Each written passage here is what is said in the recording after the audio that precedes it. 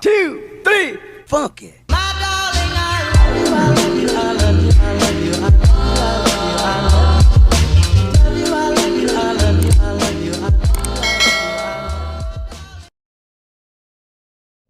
Hey, hello. Welcome back to the channel, and I hope you guys are having a good day. In today's video, I'm going to be going over some vocab and notes on sound waves and the Doppler effect. So that's what we're doing in this video. And also, what I decided to do, since I did procrastinate this whole unit, and the whole unit was kind of just like, personally, it was kind of just like all together. I can't really differentiate what a longitudinal wave is, like a transverse wave or a mechanical wave. It's just everything. I don't even know the subcategories, the categories. So we're just gonna kind of like separate it in my own little head. And so there's gonna be multiple parts to the review instead of just one big thing, because this whole unit is just a mess and I don't like it. So that's what we're gonna do. So if you don't need sound waves and Doppler effect, you can leave and go find another video that you need review on. But that's what we're doing in this video, so let's get started. This first part of sound waves is just vocab and all that good stuff. So let's kind of go through this. So we know that sound is a form of energy. Sound waves are longitudinal waves, which means they move parallel rather than perpendicular, which would be, I believe, transverse waves. So the reflection of sound waves causes echoes. If you didn't know that, it's kind of cool. We know that louder sound is going to give you a bigger amplitude and vice versa. So a smaller amplitude will give you a softer sound. You know, kind of how that works. Well, would it give you? I think it's just equal to. So if you have a louder sound, it means you have a larger amplitude. You know, I think that's how that works. I don't know, but yeah. I drew this little diagram. So these are more spaced out. These are more closer together, spaced out, closer together. So we know that refraction is where it's more spread apart. So that would be 1 and 3, and then compressions are 2 and 4.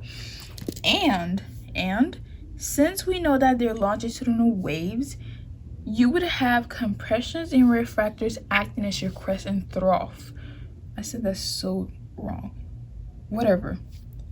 Instead of because we know that for transverse waves is crest and trough, so compressions and refractions are what's going to replace that when it comes to longitudinal waves. So there's that. Let's get that out of the way. So okay, moving on. More vocab. Intensity is the amount of energy transferred across an area in a certain time. So this also influences how far sounds can be heard. You know, I never really understood the whole concept. There's a lot of vocab in this unit too that's just like confusing.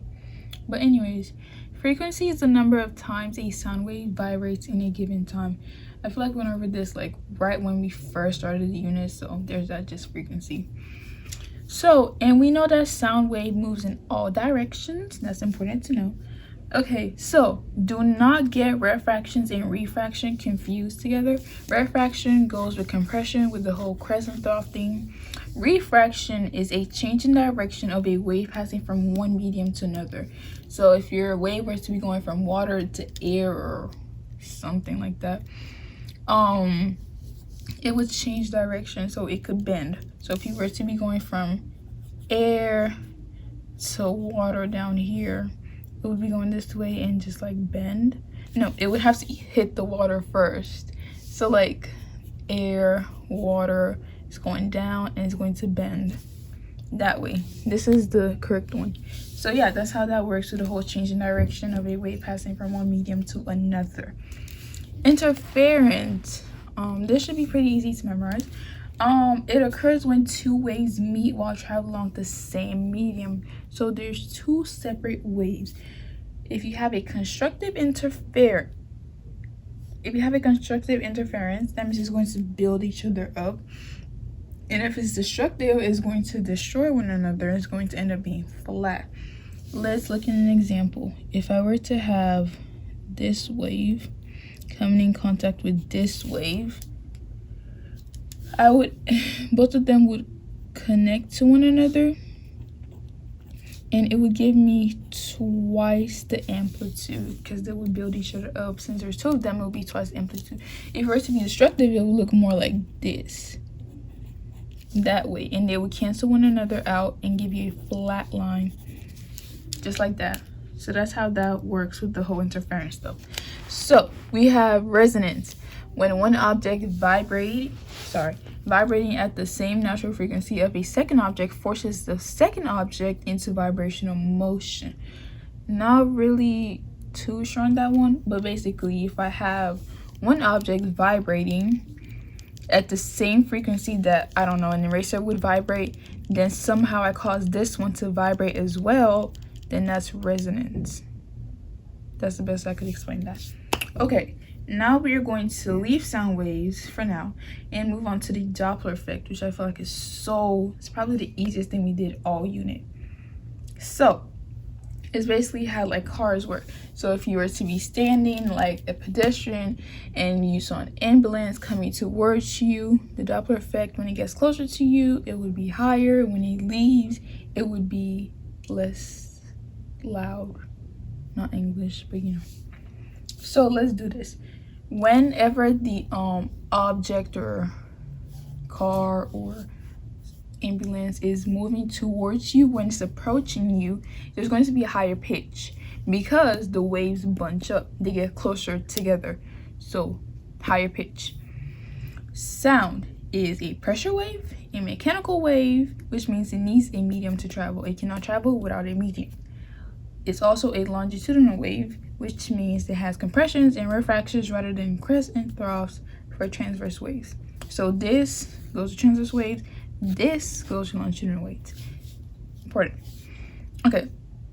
There's also this thing I want to go over that I did not write down. There's this thing called like a perceived, I don't remember what it's called, but basically the person, let's say a person were driving a car and you're just standing in the middle of the road or by the side, and the person driving the car was to drive by you. The person in the car, they're going to hear the same sound all throughout. It's going to be the same thing to them. But you as a pedestrian standing on the side of the road, as they approach you, is going to get louder than it actually is.